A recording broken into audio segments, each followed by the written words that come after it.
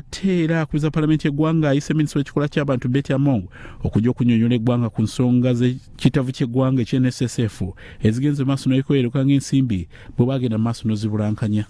We need a report in this house from the minister tomorrow giving us the status of savers money and telling us what is the fight about.